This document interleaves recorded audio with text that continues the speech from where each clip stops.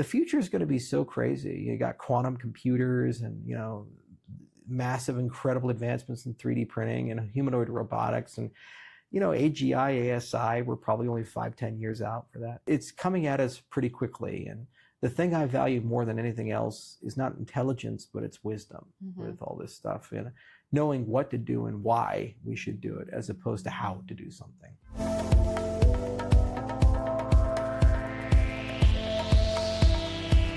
Charles Hoskinson, welcome to CoinDesk Spotlight. Love being here. This is the first one we've done in person, so you are our very special inaugural in-person guest. Maybe we're going to kick off something fun. I don't know. Really great to be here. Caesars is a beautiful place. They've kind of kept up with the times, and Rare Evo's a crazy event. 2,500 people now. Solana's here, Algorand's here, Hedera's here. Obviously, we're here, and it's just amazing to watch it grow. It started at 250 people just 3 years ago.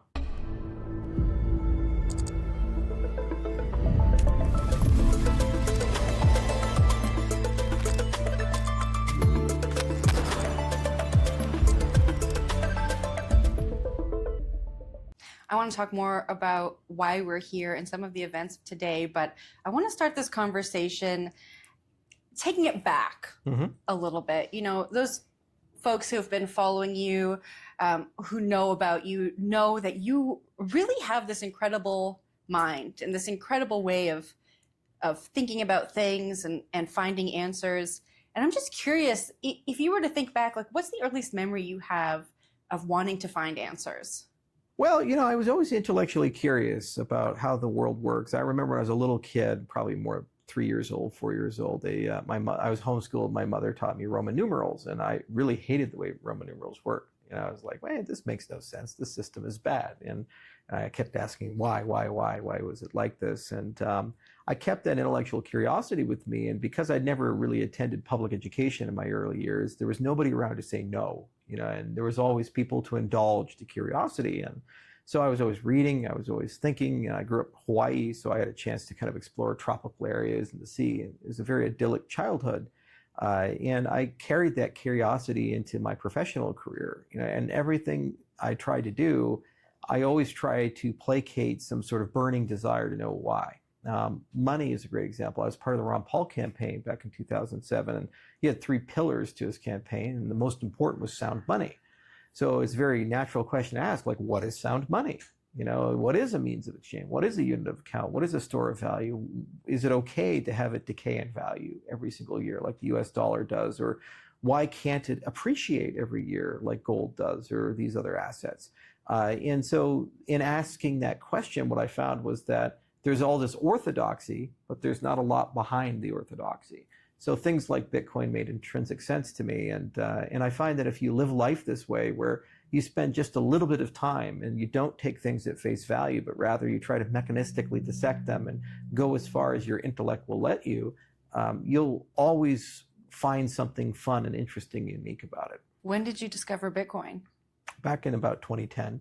It was the Slashdot revolution. So there was a little post on Slashdot. We all saw the white paper, and a whole bunch of people came in, like Brian Goss and others. And right around that time, I think Roger Ver was coming out, or he was in a little bit earlier with memory dealers, but it was a very, very small time. And I didn't take it very seriously because I said, well, the problem with Bitcoin is it's kind of a chicken and an egg. People, for it to be valuable, people have to accept it, but people have to accept it because it's valuable. So what is the takeoff? And there wasn't any killer app to kind of guide it and push it.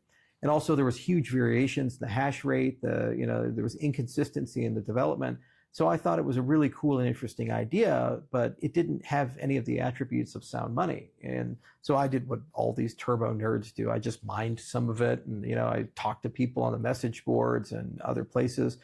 But I didn't professionally get involved in Bitcoin until about 2013. And there were really several formative events. One was the formation of Silk Road. And I said, well, better or worse, there's now a demand signal. There's something there that I should create utility for people to want to purchase it, which will create a value floor. And then the founder leaving and surviving the founder leaving, it meant that there was a durable community that wasn't connected to like a Linus Torvalds cult of personality. And then third, the Cypriot crisis, which pushed Bitcoin from $4 to $250. And people said, hey, wait a minute, banks can just steal my money and get away with it. It's like, well, you can't do that with Bitcoin.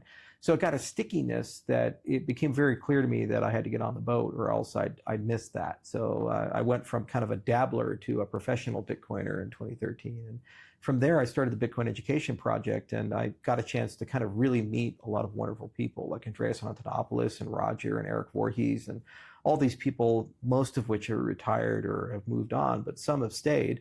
And I was also the founding chairman of the Bitcoin Foundation's Education Committee. So, through those vehicles, I was able to meet tens of thousands of people and really get a deep understanding of kind of what makes Bitcoin special and what made the ecosystem special.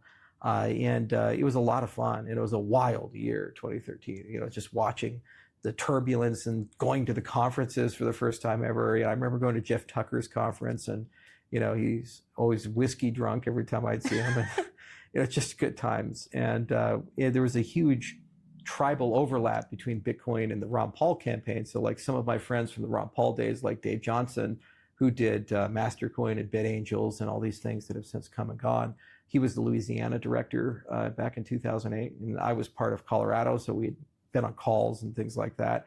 And just like, hey, I know you, you know me, we were doing audit the Fed and these types of things. And so it was really fun to have like that philosophical connection. And like another was Mike Caldwell, who did those Casisis coins, however they're pronounced, the gold coins. Gold, with the QR code. He did those for Ron Paul because Paul said only gold and silver is legitimate money. And so he figured if he created a gold coin that had Bitcoin and a code on it, he could coax Ron Paul into the space. And much later, Paul actually ended up coming into the cryptocurrency space, which was kind of really cool for all of us. But that was a great year to see that great convergence where all these old school burnt out cypherpunks like the Adam Backs, from the 80s and 90s came in, and people like the Hal Finney's kind of came in. Hal had since left because he had ALS, but people like him that were kind of leftovers from the first era joined with the Ron Paul people, and then joined with the Occupy Wall Street people, and joined with just good old-fashioned open source developers. And they just all converged together, and then it was very clear that we had a cohesive movement that was going to go many places. You said 2013 was a wild year, and your face lit up. I just wonder, when you think about 2013 being a wild year, what are those immediate memories that come back to you? Oh, just to travel. I just went everywhere. I didn't travel a lot before then, and then suddenly I'm just traveling state after state, country after country. And also it was a year that I founded two cryptocurrencies. I founded BitShares with Dan Larimer, which was the very first algorithmic stablecoin in DEX. It was before Ethereum. And that became kind of a big thing for a while, but then died out. Then it became Steam, and then that died out. And then it became EOS, which was a huge thing for a little while. Then that died out, although they kept all the Bitcoin and ran. And then obviously most people know me from Ethereum, and that's when I met the Ethereum founders through Anthony Diorio, because I was at the Bitcoin Foundation, he was at the Bitcoin Alliance of Canada. We were sharing educational materials between the two groups, and I met Vitalik through Anthony. So it was just a crazy year that I went from almost no professional contacts to basically knowing every single person in the entire space by name, and who was doing what where, and like who's sleeping with who, and who's which agenda's here, and a lot of gossip. It's like, oh, okay, yeah, I kind of have a handle on this space. Like we all know each other because there's only 500 of us. Okay. Maybe we'll talk about that one off camera.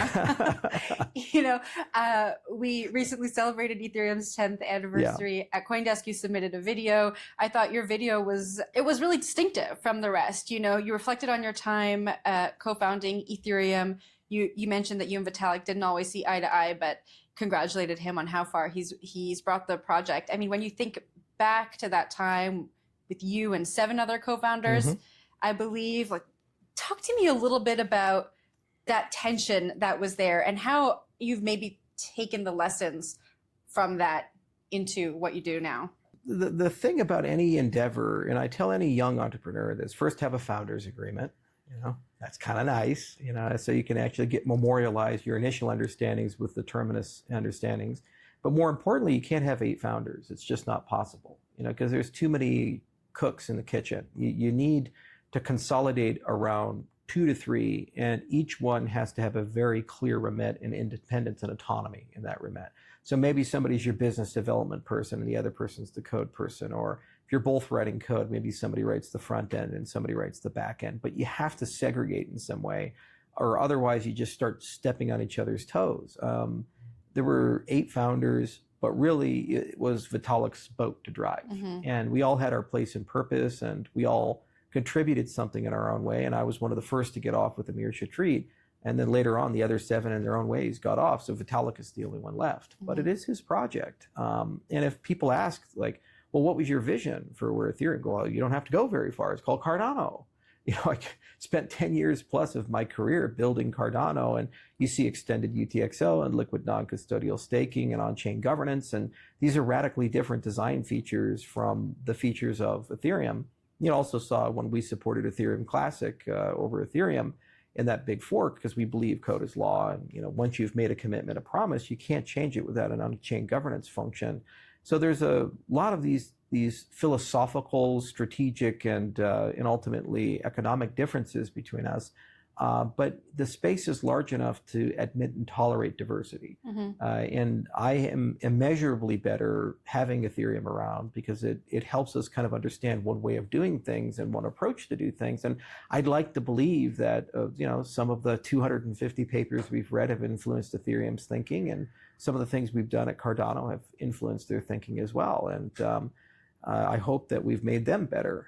But 6 months in one place, 10 years in another place, I try not to dwell too much on, you know, an entry-level thing. I try to dwell on the totality of everything. You know, the magic of what we've achieved with Cardano is we built an on-chain government. There's 4.3 million people in the Cardano ecosystem. There's 1.8 billion ADA, which is roughly about $1 billion of value on chain that's managed by that government of people. I've traveled to 75 countries since founding Cardano. I've met people everywhere. We had a constitutional convention in Argentina. You know, I've met heads of state. I've met the president of Argentina. I've met probably 24 presidents. I moderated panels with Don Jr. and Eric Trump. There's a long legacy and a long career there. I was in my mid-20s when we founded Ethereum, and we didn't have the experience, knowledge, or ability to really take that thing where it needed to go. And Vitalik was very fortunate to have people like Joe Lubin and Anthony D'Orio, and he was very fortunate to have the timing perfectly right. And he was very fortunate that certain competitors who could have won misstepped seriously. You know, the thing that kept me up at night when I was the CEO of Ethereum was NXT, because they were in market before us. They had proof of stake. They were working on smart contracts. It was called automated transactions. And if you looked at the growth curve, it was parabolic. They wrote it in Java. They had this amazing community, and they had a chance to basically absorb all of the smart contract space before Ethereum even launched. And then Ripple also had smart contracts for a little bit. Their former CTO had something called Codius. And had they fully embraced that, they would have been a very dominant stablecoin DeFi ledger. And they also had the nice connection to the banking world, so they would have been a natural target for stablecoins to be issued from. Both of them misstepped. The NXT community had a bad distribution, and they had infighting, which broke them into Crypti and Lisk and Wave and Scorex and all these other ventures. In the case of Ripple, they just abandoned smart contracts early in the days. And because of that, it opened a window for Ethereum to basically come and achieve. The other thing they got lucky on, and very few people talk about this, is they raised $18 million. They didn't hedge it. They lost half of the money to volatility, and they spent $8.5 million. So they launched Ethereum with $500,000 in the bank. So they almost ran out of money, you know, for that. And it was a very risky launch, the way that they structured things and did things. And they got tremendously lucky that that didn't happen. So it was just through sheer force of will and, you know, lucky timing that they were able to power and push that through. But the real magic came when they survived the ups and downs after launch and built an ecosystem. And now it's a Goliath, and there's a lot of magic there. And they've kept up with the times. They're making the right investments in things like roll-ups and zero-knowledge technology, and they've done some really incredible things. So it's been fun to kind of watch that evolve. I don't want to harp on this too long, because you've worked on so many things that I want to talk about since your short time, like you mentioned, at Ethereum. But I did watch a live stream you did in April after coming back from the Amazon. And one of the headlines that came out of that was that you said you don't think Ethereum is going to be around in 10 to 15 years. Do you still think that? And I think there is like nuance to it than what was reported in the headlines. So I want to talk about that a little bit, because I think maybe that reflects a little bit on what we were talking about before, which was your Bitcoin maximalism. Well, the challenge that Ethereum has is that to make Ethereum better, they've had to embrace layer twos. There's the layer one protocol couldn't deliver the vision. And the challenge with that is the layer twos are not strong allies. They're not partners. They're partners of necessity. And so they don't particularly care if they're attached to Solana or they become a layer one. So if they're gobbling up the transaction volume and gobbling up the users and they're gobbling up the token appreciation, if there's a more attractive target, they could simply migrate or go multi-chain. And you see this with Layer 0, and you see this with Espresso, and you see this with all these next generation projects, or even Midnight, where it's kind of Layer 2 to everybody in its design. So that's problematic because when you look at new dApps being built, when you look at new ventures, new liquidity, the majority are outside of the Ethereum ecosystem. So there's this tremendous momentum that they enjoy, but the problem is that they're not the market leader. There's this sleeping giant, which is Bitcoin. And when Bitcoin wakes up with Bitcoin DeFi, its TVL will be hundreds of billions of dollars. It'll be larger than the market cap of Ethereum. It'll have far more liquidity, and sovereigns and BlackRock and all these other guys will be highly involved there. There's not really a strong, compelling reason to use Ethereum to augment Bitcoin for that. It's either going to be a solution like Cardano or a layer 2 like Stacks or something like that. And there's an adversarial nature between the two ledgers. So these are really structurally hard things to fight because the momentum is already in the direction to embrace them. So even if they create a great scalable protocol at the layer 1 and they put some more ZK stuff at the layer 1, there's already people with hundreds of billions of dollars of collective value, token value, user bases who have no financial incentive to embrace that or push the users back into Ethereum. They have a fiduciary responsibility to their token holders, their foundations, to keep them out of that ecosystem. So that's a challenging situation, and usually what you have to do is pivot to a new MacGuffin. So Microsoft saw this with Windows, where Windows was this dominant monopoly and so powerful, but then suddenly they missed mobile, so Android and iOS grew around them. And now, you have 4 users entering non-Windows devices for every 1 user entering a Windows device. So it's not like Windows disappeared, but because things grew around them, their model is now constrained and it's being strangled, and less devices are happening every year. So Microsoft realized that and they had to pivot to Azure, and they pivoted to basically a new model. It's wildly profitable, wildly successful, and the SaaS model's been very good for them. So it's entirely possible that Ethereum could pivot in a particular direction and get very good at that. But as a general purpose smart contract ledger, they're victims of their own success, and they've kind of inculcated an ecosystem that is going to slowly but surely eat them alive. The other problem is that smart contracts are an ephemeral concern from the perspective of the computation being done on chain. The reason why a shared state virtual machine is necessary is because you don't trust people and you want censorship resistance. But when you look at zero knowledge technology and proof carrying code, these types of concepts, we're getting to a point where you can do that computation in a secure enclave or on your phone or through some MPC circuit that's off-chain. So it's in a different place. And you create a proof that you did it right. So I can give you the output and the proof. Well, why do you then want to spend billions of dollars a year maintaining this very weak computer that's shared and replicated that has finite resources when you can turn it to a distributed problem that runs everywhere? Well, wait a minute, that's not a cryptocurrency, it's now ubiquitous. You see that. So what's the value proposition then outside of just storing liquidity and all these other things? And the challenge is that the liquidity is actually still on the TradFi side. So now that regulation's moving the right direction, when you look at the Genius Act and the Clarity Act soon to come, all the big guys are going to come in, not just the big banks, but also the Mag 7.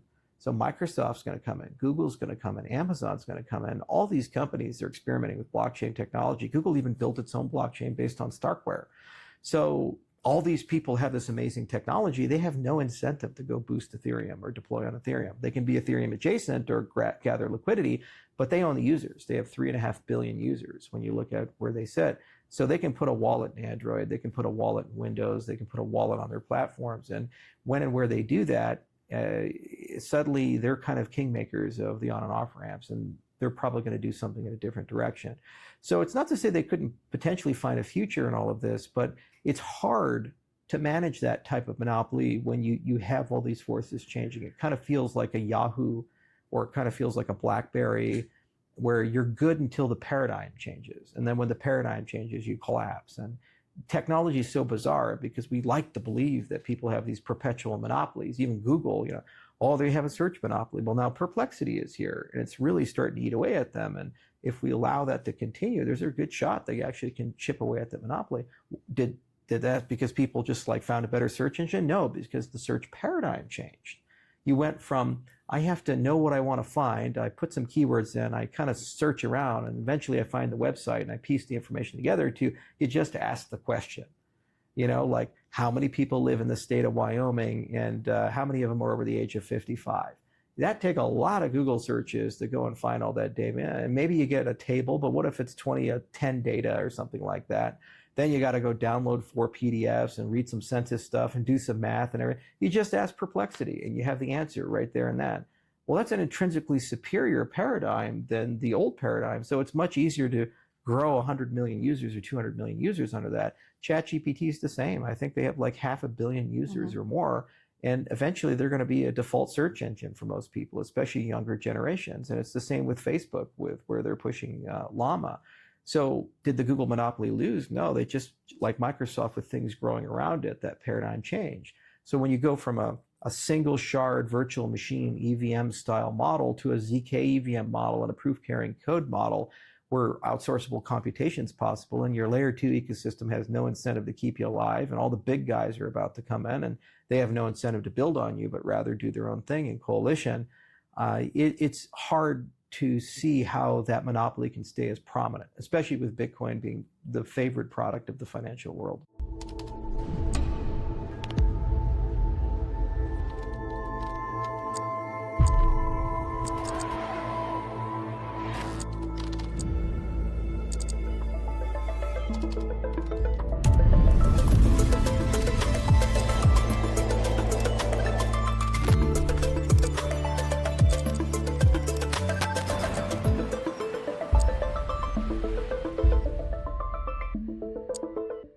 TradFi coming in, and the Googles and Facebooks and Apples. I'm just curious to hear your thoughts here. Do we run the risk of recreating the same issues when it comes to privacy, the same issues when it comes to money, in just a different way? Because some of those players who created those problems are here again, just using a different technology. There's 2 facts in life. Never underestimate Wall Street's ability to securitize something and then fuck it up. So yeah, 100%. These big guys coming in, they're going to try to regress everything back to middlemen and gatekeepers, and they're doing a damn fine job of it. I mean, stablecoins are a phenomenal example of that. They're paradoxically the most successful cryptocurrency product and the least cryptocurrency of all cryptocurrency products. 243 billion, give or take, in distribution, with hundreds of billions of dollars a month in transactions, 180 million a month. And it's growing now because of Genius to about $1 trillion. But at the end of the day, they're tokenized treasuries that are basically 100% centralized. I mean, if Circle disappeared or Tether disappeared, these things would disappear. This is an example of what's coming with the real world asset revolution. And so for my part, what I've tried to do is think really far and deep about how do we leverage the existing technologies to put in some checks and balances to protect consumers so that they don't fall into the same traps of the surveillance capitalism of the last 20 years. So we built Midnight, and we thought a lot about things like rational privacy and selective disclosure, and how you can build something that preserves and protects freedom of association, commerce, and expression, but at the same time, you have this ability to do selective disclosure. So you can comply with the travel rule or KYC and AML. And you do that in a way where it's not either or, like totally private or completely transparent. You do it in a way of saying, okay, well, I'll prove things to you, but you don't need to know the whole banana. I'm going to prove my age, but I'm not going to tell you my full age. I'll just say I'm over a threshold, or I'll prove I'm a US citizen, but I'm not going to tell you who I am or where I live. Or I'm going to prove I'm an accredited investor, but you don't know my money. You don't know how much money I have, or these types of things. Because the intent of AML and KYC is categorization. Are you low risk, medium risk, high risk? Am I allowed to do business? Am I not allowed to do business with you? These are buckets and booleans that you're dealing with. So when you look at zero knowledge technology, it's entirely possible to build an AML KYC system, a compliance system, where you can satisfy the intent and philosophy of those buckets without revealing the underlying customer. And if you can achieve that and get it completely algorithmic, then you can admit these whales like BlackRock and Chase and the vampire squid that is Goldman. And then somehow, some way, they can participate on even terms with the least amongst us, the people that have $10 or $5 to trade. And they play by the same set of rules for the first time in human history. So it's something we have to be vigilant about as an industry and a space. And you have to have a long arc thinking. You have to make massive investments into liberating technology. So things like DIDs and self-sovereign identities, as I mentioned, zero knowledge proofs, and also just the ability to make sure that no liquidity gets trapped in only one system and that system's permissioned. The liquidity has to be open, freely flow between the chains, and the backbone of it has to be highly decentralized systems that are very resistant to sovereign manipulation. That's why a lot of people like Bitcoin, because for better or worse, because of its scale and decentralization, Bitcoin is capable of resisting China and the United States. And I'd argue Cardano is as well, because of the nature of how we built things. And as it continues to grow, it's there. Ethereum does have some degree of resilience as well, with the way they've structured things. But you always have to be vigilant. Is the trend moving in a direction where inevitably centralization will happen? So Bitcoin is suffering from this because there's an economy of scale with proof of work.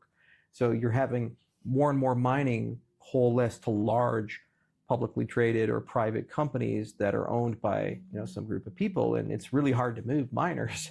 So once you've spent $1 billion building a mining facility that's highly optimized, it's like a data center for AI. It's not going anywhere. It's not going to grow legs and run off and go to the next country over.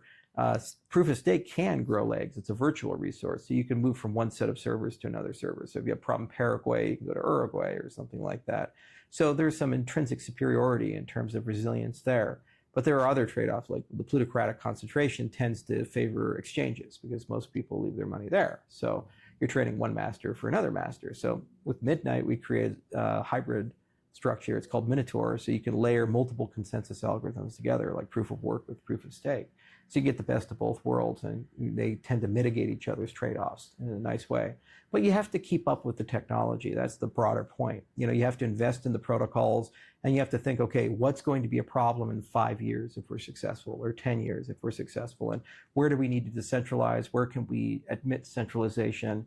Where is liquidity going to come from? Where are users going to come from? If I'm a VC, they come to me and ask me a question, I would say, most of your DeFi growth is going to come from Bitcoin DeFi in the next 3 to 5 years, because we're kind of tapped out with Ethereum and Solana and these other things. The evidence of that is SWI and Aptos should be surging because they're superior Solanas, but they're not really getting that same traction, and they're spending more and more money to try to get less and less returns. So they're fighting over the same water in the same bathtub, and the tub is full. Whereas Bitcoin is like discovering North America. It's like virgin territory. It's all this vast land, and you don't have to worry about European wars, and there's new things to do there. So that's a huge growth area. So if I'm going to invest, I'll invest in that direction and say, how do I get a great stable coin on Bitcoin? How do I get a DEX on Bitcoin? How do I get the next $10 billion in TVL in Bitcoin for lending, or these types of activities? So analogously, you say, well, what fundamental set of technologies do I need to invest in to make that reality happen? Bitcoin itself can't quite do it, but it has Taproot, and there's things like BitVMX and BitVM2 that can facilitate that. So a hybrid network, either with a layer 2 like Stacks or with another layer 1 like Cardano, you're good. But how do you build an experience then that a Bitcoin maximalist will like? Well, there are 3 rules. There's only Bitcoin, so the security has to come from Bitcoin. You have to pay in Bitcoin, no other shitcoin. It's just Bitcoin fees. And then you get your returns back in Bitcoin. So as long as you can maintain those 3 rules, they're happy campers. We went to Bitcoin 2025, and I said, there are 3 rules. And all the maximalists are like Eric Wall and these others. They're like, yeah, that makes sense. Yeah, this is our guy. You're like, thank you for coming back, Charles. We missed you. It's been a while. But you have to understand the philosophy behind it. And then you invest in technology to permit that philosophy, and it's not relevant today, but in 3 to 5 years, it's going to be very significant. And if you're really clever, you can blend the philosophy with it. And so it's compatible with a vision of progressive decentralization and resilience and censorship resistant and the protection of human rights. I want to broaden the conversation out a little bit. Like I said at the beginning of the conversation, you're not only working in the blockchain and crypto sphere, you're working on several different very interesting things, all touching different parts of technology. But if you were to talk to me about the future you envision, the future that you are working towards, your North Star, what does that look like? And how does Midnight fit into that? And how does Bitcoin DeFi fit into that amongst the whole picture? Well, reality is becoming programmable. And everything is becoming computable. Everything's becoming a computer. Everything's becoming malleable. So when you look at cryptocurrencies in general, they really fall into kind of three broad categories: economic, political, and social. So they're either social systems, or political systems, or they're economic systems, or some composite of all three of these things. So the first generation, all we could do was just send Bitcoins around. It was an economic product at the end of the day, but it had aspirations to become a political movement and aspirations to become a social network amongst a lot of weird, crazy people like me, that believe in these wonky ideas. But then later generations, what happened was that they became programmable enough that they actually could facilitate the deploying of real applications. So you saw DAOs, and you saw voting systems and social networks like Farcaster and Steam and these other things come. And so in the process of doing that, what blockchain will do is start eating society. And it'll take more and more things. It'll take your asset issuance and your project financing and your decision making, and it'll start taking your supply chains and your medical records. And it's a gradual, methodical eating. But after it enters our industry, it's hard to pull it out of the industry because it's intrinsically better in many ways. So a lot of the things we invest in on the blockchain and Web3 side are accelerating the devouring of society into the Web3 space and doing it with principles. So when you look at Midnight, yes, selective disclosure is important, but it's a snark system and there's no escrow keys at the layer one. Okay, so it's private. And that's a very philosophical thing. You can't build a system where China has a backdoor or America has a backdoor. It's just fundamentally wrong. On the other hand, it's the single greatest system for compliance ever conceived because it can be compliant with HIPAA and the Bank Secrecy Act and these other things. And so it's a fairly reasonable compromise that was inspired from the compromises that forged the privacy that we know and enjoy on the internet as a whole. Now, it's a wildly complex thing to do because you have to learn about like arithmetization. It's like, well, which one do we pick? Do we pick Plonkish or AIR or, whatever, R1CS? And then you have to think, all right, well, what's your proof engine going to look like? Like, oh, we'll do Halo 2. Okay, right. What flavor of Halo 2 do you want to do? You want to enable recursion with that? Okay. And oh, by the way, it's already out of date because we have to be post-quantum. And you're like, oh, fuck. Okay, so we got to embrace folding schemes. That's what we'll do. Well, which one do you want to use, lattice-based or hash-based? So you have to make these super hard technical decisions that are things you don't even know if they're going to fully work out for like 5 years, which is just terrifying. You can bet on something for a really long time, and then at the end of the rainbow, it turns out you bet wrong. It's like Indiana When's the last Jones. time you bet wrong? All the time, we bet wrong on the smart contract model with Cardano. I think in the long term we'll be vindicated, but the composability, developer accessibility, and a litany of other things, it was very difficult for people to build Cardano smart contracts. And so we lost momentum. We were doing so well in 2021. I remember September of 2021, we were number 3 on CoinMarketCap. And everybody was super excited for the smart contract wave of Cardano. And while we've never had a major hack or bug, and there's now amazing dev tools and all these cool things, because it was so inflexible and hostile, we lost that wave of momentum and Solana got it. So that's a phenomenal example of where we bet wrong. And there's other things where like we bet right, but they are incredibly hard to manage, like Voltaire, where we have on-chain governance. It's so much easier to just get 5 guys in a room and be like, this is the way it's going to be. All right, cool. So all right. much easier. So much easier, but it's not philosophically pure with the industry as a whole. But now I got to go to governance meetups and have constitutional conventions and take votes. It took 8 months to get the first budget for 2025 closed for Cardano. Now we'll be a lot better next year. It'll probably take 2-3 months and these things, but it was painful because it's like $7.8 million in uncompensated time from everybody involved just to close a budget, like man years of time across the board. So those are examples of where you bet wrong on a technology, or you bet long-term right on something, but you have to endure terrible pain to get through that. And with zero-knowledge technology, it's hard because your forecasting is also compounded by the fact that the science is not settled. And it's not intrinsically clear what you should bet on. What is the underlying mathematics? Is it elliptic curves, hashes, or lattices or something else. And it's just like when it's like HD, DVD, or Blu-ray. If you bet wrong on that, there's catastrophic consequences. Intel ran into this problem with Rambus. They bet on the wrong memory technology versus DDR, and it was really hard for them. They ran into again with the Prescott series, where they just kept trying to dial up the clock speed, and it turned out that there was like this 4 gigahertz wall that they couldn't get past. And AMD was kicking their ass with multi-core and architectural differences, and Intel had to pivot very quickly. So in technologies, it's not necessarily fatal, but it's really problematic and painful when you make poor decisions. And when you talk about these technological investments that we're making, we think we've bet right, and we have some partners that are great partners that we brought along to help us do that. And we have a lot of academics that help us sort it out. But at the end of the day, you have to live with the reality that it's a probability distribution. It's not a certainty. So there's a good chance that we got it right, but maybe we got it wrong. And then you bet on your agility to correct the problem. Like we massively corrected the problem in Cardano smart contracts. Now you can write Rust and TypeScript and all these other languages, and you still have all the security and all the magic behind it, but at the same time, it's much more flexible, and it's dramatically easier to write a Cardano application in 2025 than it was in 2021.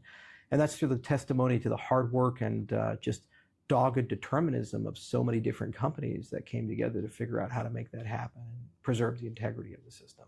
Is there a bet you've made recently? It doesn't have to be in crypto that maybe you don't know yet, but you really feel like you made the right one. I think my healthcare clinic up in Gillette, Wyoming is, it's one of those things where every single person in the system wants us to succeed, but then at the same time tries to kill us. It's such a bizarre thing. You got to tell me more. So healthcare is just fucked in America. It's just fucked. Everybody knows it's true. It's like nobody will deny it. Yet they all tried to continue making the system go because it's just too profitable. It's $2.5 trillion a year. It's about 1/6 of the entire U.S. economy, and it employs an enormous amount of people. But when you peel the layers back, all the financial incentives are just horrible and wrong inside healthcare. So here's a great example. Let's say you're 75 years old and you have a ton of comorbidities and you're just not feeling good. You have chest pain. You come see your doctor. Your doctor will be paid the exact same amount of money to see you in that appointment as he or she will be paid to go and see a 16-year-old girl coming in for a UTI and just needs like 5 minutes and some antibiotics. Okay, well, the old person is going to take 1.5 hours to 2 hours of time, a lot of pajama time, and also standard of care, if you have all these comorbidities, should probably call your specialist, like your cardiologist for your heart problem, and maybe you have cancer, so call your oncologist, and all these other people. Well, they don't do that because they're not paid to do that. So we like to pretend that we have the best healthcare system in the world, and we're fully prepared and able to spend on that old person who comes through when the cancer gets worse, $200,000, $300,000, $400,000 on the most expensive chemotherapy drugs money can buy. But then simple things like care coordination, the doctor won't do it, the nurse won't do it, there's no funding for it. And then it ends up being the daughter who drove grandma to the doctor's office, who's not a doctor, who has to figure out how to do that. So I said, you know what I'm going to do is I'm going to build a clinic, because my dad's a doctor, my brother's a doctor, grandfather was a doctor, uncle's a doctor, 70 years of medicine, the Hoskinson family. Let's build a clinic where we put the patient at the center. We build care teams, we use AI, and we do everything in our power to try to just make it patient-centered care that's affordable. And if they can't pay, don't charge them. Just something simple. So we have 15,000 patients. We have 40 providers. We just got done building up a 70,000 square foot facility. So it's a state-of-the-art medical facility, Gillette, Wyoming. So 1 out of every 3 people is our patient. The hospital there is trying to kill us. They do everything in their power to make our life miserable. They won't credential our doctors. So it takes 6 months to 12 months to get credentials to have them practice medicine. I bring a world-famous surgeon in, famous transplant surgeon. They won't give him credentials. We have to threaten to sue him. And dozens of things like this. And why do they do it? Because they say, well, Hoskinson Health, it's sum zero. They're taking our patients. If they're successful, we'll make less money and it'll hurt our bottom line. And, there's private equity groups at the end of the rainbow. But then they say we care about care. And then it's the same when you talk about medical record systems. We have a medical record system.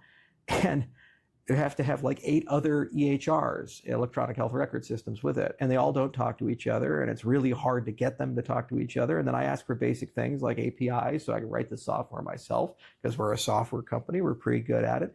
They won't give them to me. And it just got so bad when I was trying to pull data out of one of our EHRs, I had to develop an OCR application to take screenshots and use image recognition, the screenshots, to reconstruct the text so that we pull out, because there was no automated way to pull data out of the system. And this is 2025, and it's just extraordinary. And you go and talk to these guys, and the sales reps are like, yeah, we know it's kind of fucked, but there's only 5 companies that sell this software, so it's kind of a monopoly, and fuck the patient.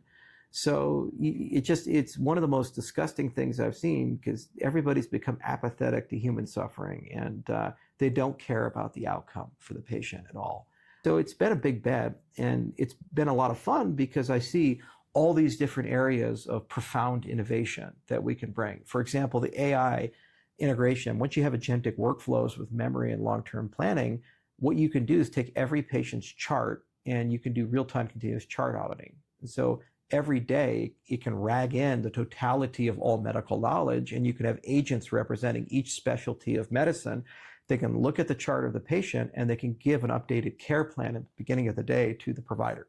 And as anything significant change in that, you just ping the physician and you say, hey, there's some new stuff you may not be aware of that you should take a look at. Now, the physician's still in the driver's seat, but now they're augmented by a super intelligence that literally every 6 months gets exponentially better.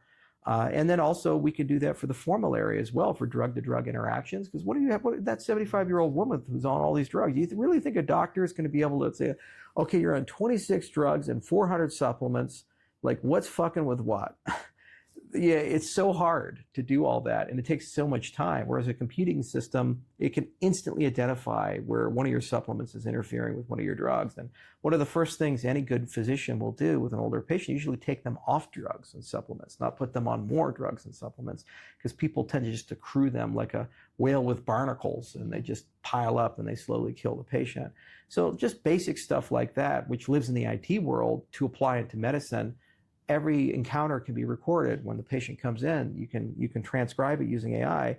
It auto-scribes it. And so instead of your SOAP notes just having a compressed representation, you have the raw stuff. And as it's doing the real-time auditing, it can look for subtle cues in the patient history and do a full history for you.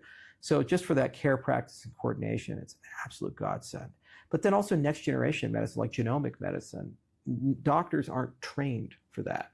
There's not a single physician running around in rural America who's an internist or a family practitioner who's also like a world expert in genetics, and they actually know how to use genomic medicine and apply it. There's probably some weirdo who went to Harvard or something, but the vast majority of them, they took one class in college, and it probably wasn't even in medical school for that. And that's okay, because technology moves on. If you're a doctor over 50, the concept of the human genome being sequenced for $200 is fantasy land. It cost billions of dollars when they were thinking about it, reading about it. So now we can do that for $200. The challenge is you can't do precision medicine if you don't have the knowledge. So when you go ahead and you get your full sequence, there's going to be all these adjustments to your care plan and your drugs that you're on. And AI can do that and force augment and help the physician kind of navigate and explore in a very fact-based way. So just on those factors alone, I think there can be a considerable improvement in care. The other side of it is lifestyle medicine. As much as doctors like to believe that they're the pinnacle of keeping you healthy, the reality is that there's very little a physician will do to actually keep you healthy. What will keep you healthy are the 4 pillars of lifestyle. You have to eat right, you have to exercise right, you have to balance your stress levels, mental health, and you have to sleep. If you don't eat right, you don't exercise, you don't sleep, and you don't have good mental health, you will die early, and you will die bad. You will get a chronic ailment. You will get a neurodegenerative disorder. You will get cancer. Something bad will happen to you. And we all know it, but then we somehow believe that after we do that the wrong way for a decade or two, that we can just go to the doctor, they can give us a pill or GLP-1 or something, and magically it'll just all go away. And deep down inside, we know that's not the case. But again, the financial incentives are terribly wrong in the healthcare system. So they have every incentive to keep you as sick as possible for as long as possible, because they've developed chronic treatments for all those things. So something as simple as just fasting, or OMAD, 1 meal a day, or intermittent fasting, something as simple as just, better dieting with people, like the Mediterranean diet or keto or these things, are just, oh, we can't embrace that, or we shouldn't subsidize that or pay for that. Or just sleep studies. We hired a sleep doctor in Gillette. She's booked out like 16 months now, because every single person in Gillette seems to have sleep problems. And sleep apnea, if it's untreated, especially moderate to severe, it'll shave on average 8.5 years off your life. And you have a much higher chance of dementia and heart disease just from that one thing. And I say, well, I guess you have to be on a CPAP machine. Well, not necessarily. There's this device called the ExcitOSA, and it kind of giving a blowjob to a battery. It shocks your tongue and strengthens the muscles, and your tongue doesn't roll in the back of your throat. So in 90 days, you may be able to actually treat mild sleep apnea with it. Mouth guards can solve it. There's an implant called Inspire that they can put in. It shocks your throat, prevents it from closing up while you sleep. You don't have to wear a CPAP. People don't even know these alternatives exist, including physicians. And yet that's something that is a better intervention than any chemotherapy drug invented in the last 35 years in the United States. When you look at the mortality data for all the cancer interventions that we've developed, they'll buy at most 6 months to a year, depending upon the class of cancer. So as a public health thing, just improving sleep apnea treatment, we get 8.5 years. Improving cancer treatment, which, by the way, we spend probably 25% of all of Medicare's money, like $1 trillion, massive sum of money on cancer treatment, you get 6 months. Doesn't make any sense. It just makes no sense at all.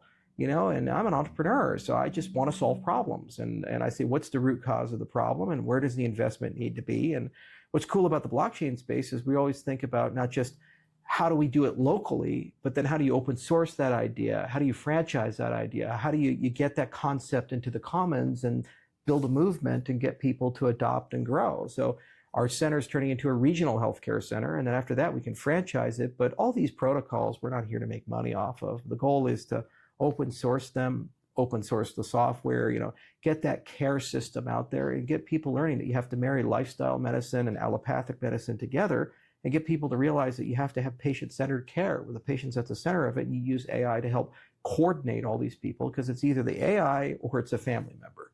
Mm-hmm. And the AI has the best scientists in the world behind it and trillions of dollars behind it.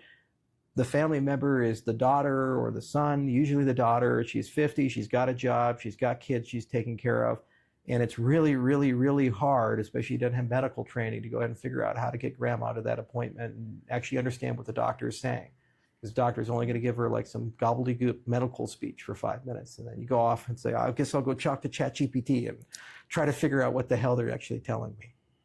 When you think about the dismantling of the healthcare system in the United States as it sits today, what needs to happen? Because you talk about open sourcing healthcare. There are a lot of parallels here, I think, when it comes to crypto and traditional financial systems, but it feels like there's even more money at stake here. A lot of people stand to lose a lot more money in the healthcare system, and more lives at stake. So what needs to happen for you to fully realize this medical future that you're building towards? Well, you have to make care patient-centered, which means you have to change the way we compensate for care. So direct primary care, concierge care, I think these models are intrinsically superior to the fee-for-service insurance model. The insurance companies have also vastly disintermediated the patient from the provider. It's like, imagine a world where there's food insurance. And to go to King Soopers or Safeway or something, you have to buy food insurance. And then there's like a nutritionist that sits there, and you have to go and get like a prescription to buy your food. And they prescribe, and then your salary is $2,000. And you're like, who can afford groceries? Well, they destroyed the free market. Government came in, they created Medicare and Medicaid. It created mass distortions in the market. The insurance cartels formed, and they became these big middlemen. And then all of a sudden, all this care developed that's completely unaffordable unless you're in the system. Well, if there were just true free markets, we would have never invented things that cost $10,000. You can't charge $10,000 if a regular everyday person's buying it. So what would have happened is people would have invented things at a $200 price point, like cell phones. It's like there's no cell phone insurance where like the government goes and gives you a phone. They tried that with Obama phone. It's fucking failure. So first, you have to realize that you have to make a very philosophical decision, because we're right now in the worst of both worlds. We are pseudo-socialized. So about half of every dollar in healthcare comes from the government.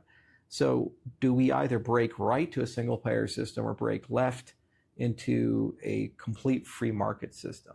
Okay. And so if you break into a free market system, you have to embrace direct primary care and paying the doctors directly and cutting the insurance companies out of the loop and investing heavily in cost reducing things. If you go single payer, well, then everybody's a government employee and there's no incentive for innovation. And then you'll end up with this gigantic bureaucracy and you'll end up looking like NIH or, you'll end up looking like these big health cartels in Europe and other places. And you're a number. And then we just should expect and understand that care rationing is going to happen. So after you reach a certain expiration date, maybe it's 65 or 75, you just lose all your health care. And they just say, well, have you considered suicide? That's just where you're at. Look at Canada. And so I think it's better to break towards the free market. I'm biased. I'm a libertarian. I'm a crypto guy. But that means a radical change in the incentive scheme, the care delivery model, and deregulation of certain things, especially the ability to sell insurance across state lines and change the way insurance works in general. Allow doctors to collectively come together and bargain. The Stark Law needs to be repealed. There's dozens of things. The other thing is that the patient should be more involved in their care. And you need to invest heavily in AI to help the patients be involved in their care. Law is much the same. There's too many laws. There's like that 4 felonies a day or whatever that book is. Everybody's a criminal. We've over legalized society. And now you have to be a lawyer to be able to navigate society because everything is so complicated. Well, for medicine, we need to invest and get to a point where you have an AI companion and it can help you every step of the day make healthy decisions. Like if your AI knows everything about your medical history, you can take a picture of a label on some food and it can kind of tell you if that's a problem or if that's good. Same for a supplement or these things. And when you're getting medical advice for things, you can parse a lot of things with the AI before you go and see the physician. So when you consume, you're consuming in a very intelligent way. The other thing is insurance should be for disasters. It's kind of a funny thing. Fire insurance, I'm going to buy it only if my house burns down. It's an unlikely event. Well, health insurance should be the same way. You buy it in case you get really fucking sick. And at that point, when you're in the hospital for 3 months and you have to get your kidney chopped out or a cholecystectomy and they take your gallbladder, it pays for that. But it makes no sense to say, well, it's there for when you get a paper cut or there for when you want to get birth control or something. That should be cash. Because then if every consumer is paying cash, the free market will click in. It gets cheaper and cheaper and cheaper. You see this with Viagra. Nobody wants to pay $400 for Viagra. So what do? It's they always find some way to charge $10 for Viagra from India or something like that. It's a free market. It's the same drug at the end of the day, and people found a cheaper way to deploy and deliver it. And then there also has to be a serious conversation about the pharmaceutical industry and the incentives that industry has and the patent law that they use and how they go about drug development. And my friend Robert Kennedy, I think has provoked that conversation in a very positive way. It's a very scary way for the pharmaceutical industry, but in a very positive way because we're starting to reevaluate. Well, wait a minute, the terminus should be outcome oriented and it should be the overall health span and quality of life for the patient. It shouldn't be just keeping people alive in a perpetual state of hell and pain in a hospital bed where they sit in a diaper. I mean, that's just not quality. Why are we investing very heavily there? Because Medicare pays for all of that. You see, so it's massive amounts of money when you come up with it. Let's invest heavily in health span and these quality of life things. So we do have to embrace regenerative medicine. A big part of my clinic is stem cells and hyperbarics. And we have a big stem cell program. We're working very closely with a lot of people on that. It's mesenchymal adult stem cells. We take them from your fat. I have plenty of it, and it's easy for us to extract them. It's easy for us to grow them. Well, long term, with heavy investments, that can restore function. You can cure Alzheimer's and Parkinson's, and you can restore people's ability to walk and all these disabilities that are horrendously expensive.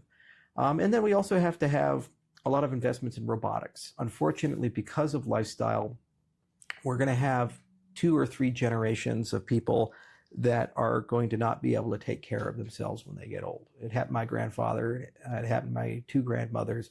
And in both those cases, they ended up getting dementia, and he got Alzheimer's, and they were unable to care for themselves. So they need 24/7 care. Well, what happens when you have 25 million Americans that are unable to care for themselves and they require 24/7 care. You need 75 million Americans to take care of those 25 million Americans. Where do you find them?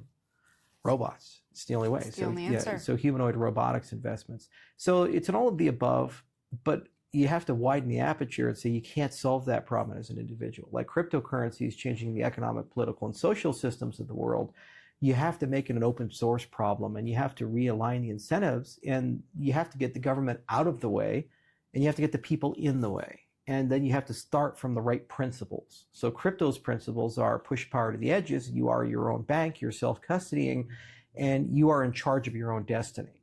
And so medicine's principles should be the patient is at the center, and we're outcome oriented. We care about your overall health and well-being, and success means we never see you because you're healthy.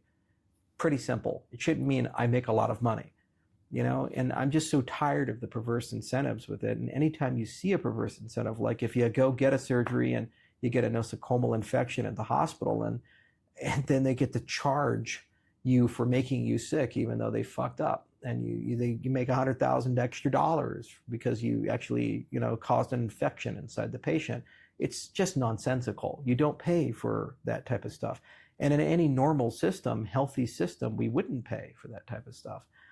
Or you could break towards single payer and create a socialist utopia, and you know, we can all just get our bread at the bread lines, I guess. You know, it's a philosophical thing. But I'm a free market guy, so I'm always going to think of a free market solution. And I don't academically sit. I put $200 million of my own money into my clinic, and we've been building and building for the last 3 years. And I legitimately want to solve this problem. I think it's my legacy, and it's the family's legacy, and it's also the single most important thing in America. If we don't solve this, it will bankrupt the country.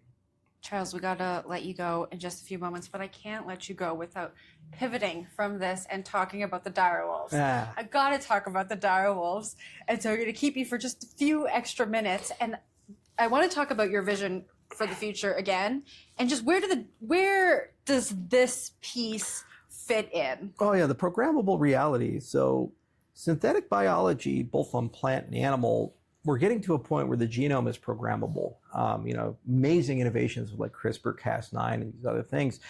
You can take something like a mouse, and you can take something like woolly mammoth genes and put them together, and you make create the cutest little creature. The woolly mouse. It's really cool, and it's really fluffy, and they're super soft. Or you can take like a gray wolf, and you can take an extinct dire wolf, and you put them together, and you get your peanut butter and jelly wolf. You know, you get your dire wolf.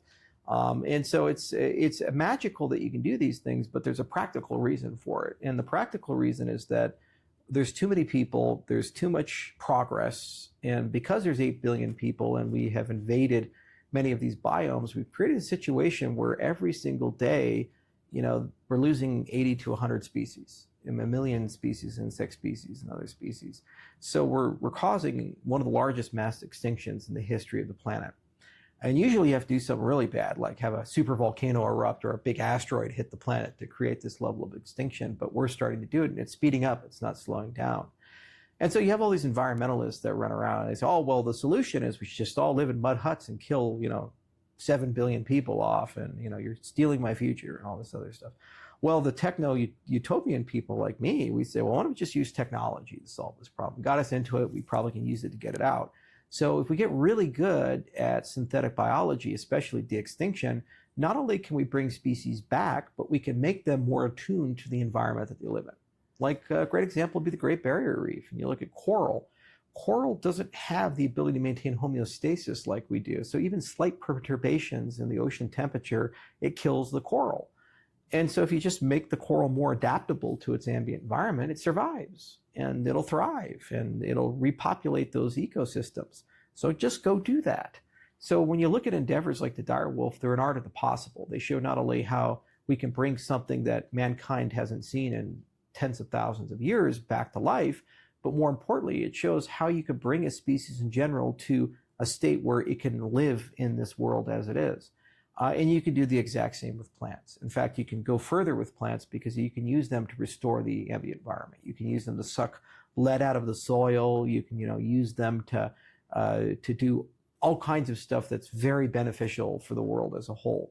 And so I invest very heavily there, and I have some very successful assets in that portfolio, and some as a passive investor and some as a founder. we do a lot of great work, but it's my other big passion, because it goes back to that programmable reality that we have. So we can program society through blockchain technology. Through synthetic biology, you can program life, and through nanotechnology, you can material science, you can program the immaterial world.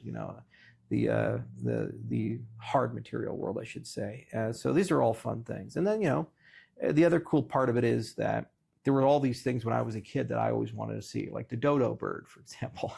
And we all wanted to see the I dodo know, bird and when I we were saw a them in kid. like the museums and all that stuff. And I always wondered, like, what does a dodo actually look like or sound like? And to be in some small way connected to people who are actually going to figure out how to bring these types of things back is a truly extraordinary thing, at the end of the day. And also it'll inspire a lot of people in the next generation to come in and say, I think I could do something there and participate in that. The future is going to be so crazy. You got quantum computers and, massive, incredible advancements in 3D printing and humanoid robotics and, AGI, ASI, we're probably only 5-10 years out for that. GPT-5 is shipping today. So, it's coming at us pretty quickly. And the thing I value more than anything else is not intelligence, but it's wisdom with all this stuff, and knowing what to do and why we should do it, as opposed to how to do something. Something else that shipped today, the midnight airdrop. And Yeah. I know you were getting some numbers ready. I don't know if you have them at the top of your head, but the crazy numbers Crazy. I saw before you sat 24,000 down. redemptions and 575 million night already. It's headed towards the largest airdrop ever done. It's 8 ecosystems, 7 blockchains, Bitcoin, BNB, Solana, XRP, Cardano. We got Avalanche. There's a few others in there, and bats. So it's pretty cool that we were able to open that up to 33.4 million addresses, and we'll see how many redeem, but it's already on its way to that. And it's also cool because we're bringing the whole space together. The magic of Midnight is you can pay in any cryptocurrency you want. So you can extend your infrastructure, whether you're Ethereum or Solana or Bitcoin or Cardano. You can use it to run smart contracts for you, and you just pay in whatever currency. So you can pay in XRP, you can pay in Ether, you can pay in Bitcoin. So this whole adversarial tokenomics goes away. It feels like it's your thing. And that's the only way I think you can launch cryptocurrency these days, as the layer 1 wars are over. Last thing I'm going to ask you, if you could go back and talk to 20-year-old Charles before you co-founded Ethereum, before you did all this insane stuff that we just spoke about, what would you tell him? 2 words: founder agreement. I think that's important for everyone to know.